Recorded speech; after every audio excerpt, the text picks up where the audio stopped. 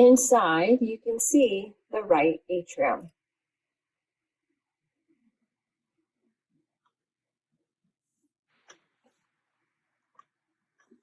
Down below, this is going to be the right ventricle.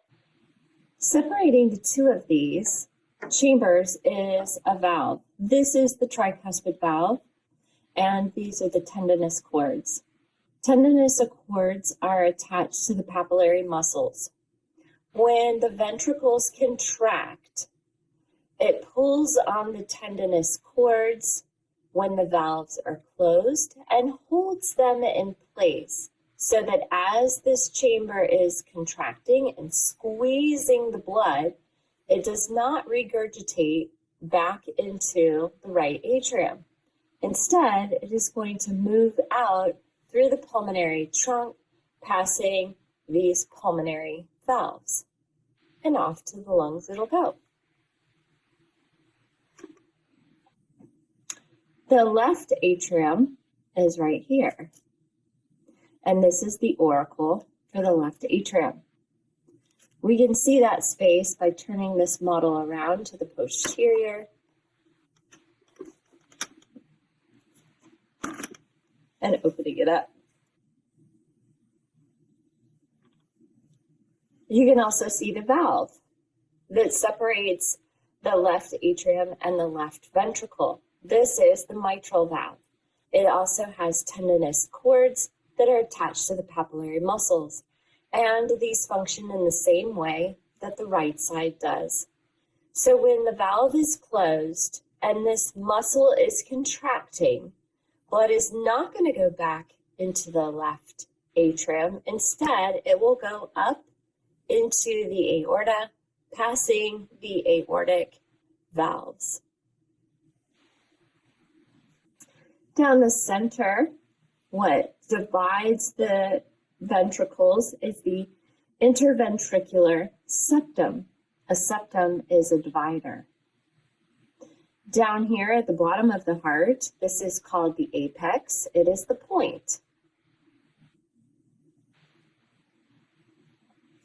Trabeculae carni are these ridges inside the chambers.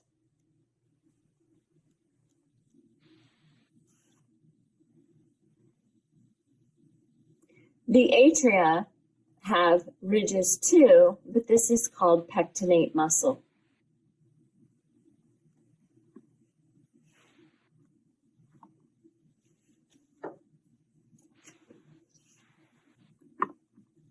Although we don't see it on this model, the outermost layer of the heart is called the epicardium. The epicardium also is going to contain the fat that will be located along where these vessels are in the sulci, all around the heart. And the muscle itself is called the myocardium. And on the inside of the heart, the layer that coats the inside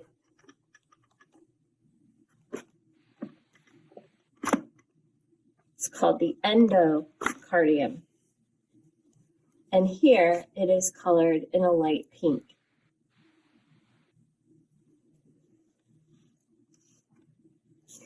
So I mentioned the apex of the heart.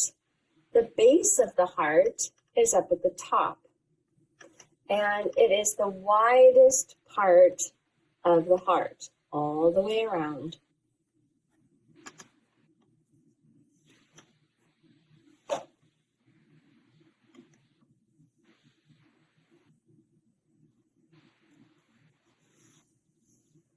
Now let's look at the major vessels, the veins and the arteries that take blood away from the heart and bring it back to the heart, as well as the coronary circulation. So from the right ventricle, blood leaves the heart through the pulmonary trunk and goes to the pulmonary arteries. Think A for away from the heart. So these are going to take blood to the lungs. This will go to the left lung and over here blood will be taken to the right lung.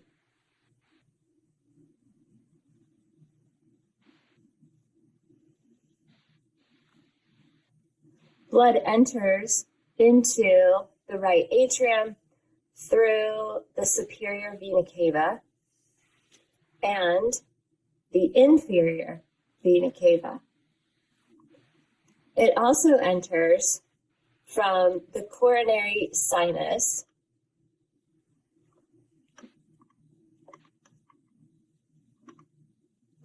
and there is a marginal blood vessel over here.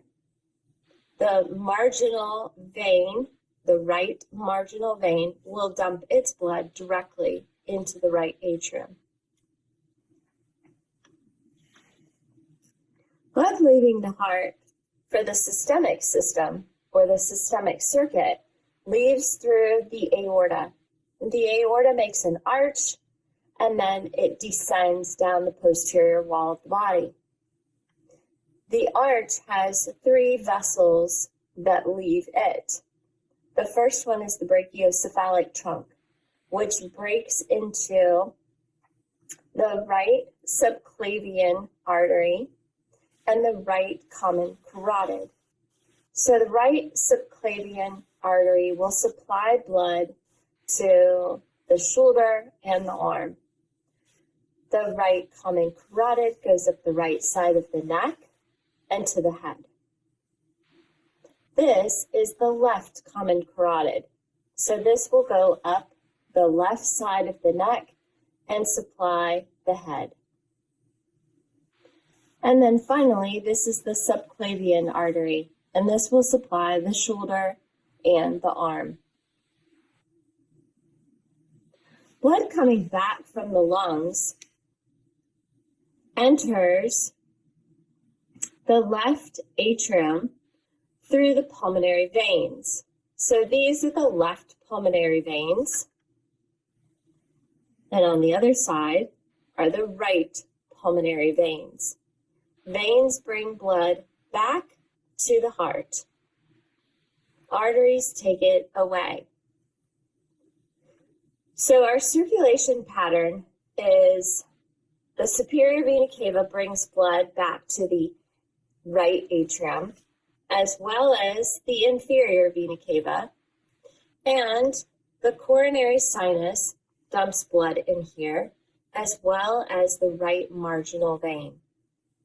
All of the blood in the atrium, the right atrium, will pass into the right ventricle and leave the right ventricle through the pulmonary trunk to the pulmonary arteries to the lungs.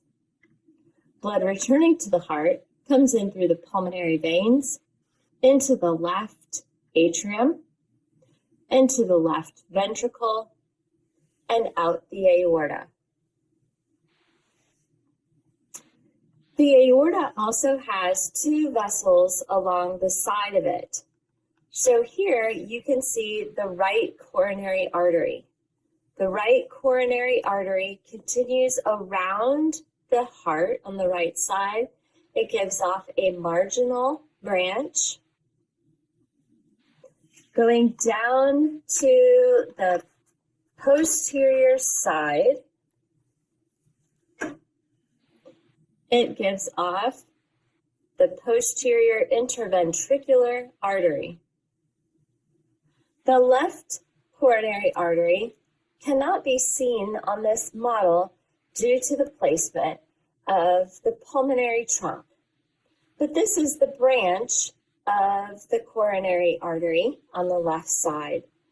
The left coronary artery gives rise to the anterior interventricular artery. It also gives rise to the circumflex artery and the left marginal branch.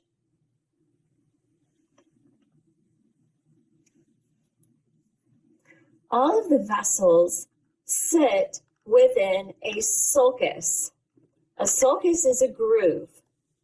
So the sulcus that holds the blood vessels on the anterior side of the heart is called the anterior interventricular sulcus. Here you can also see the great cardiac vein.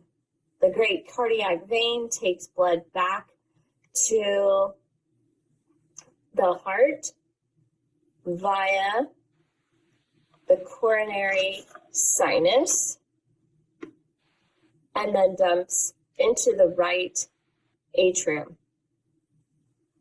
Left marginal vein that also dumps into the coronary sinus, as well as the middle cardiac vein, also called the posterior interventricular vein.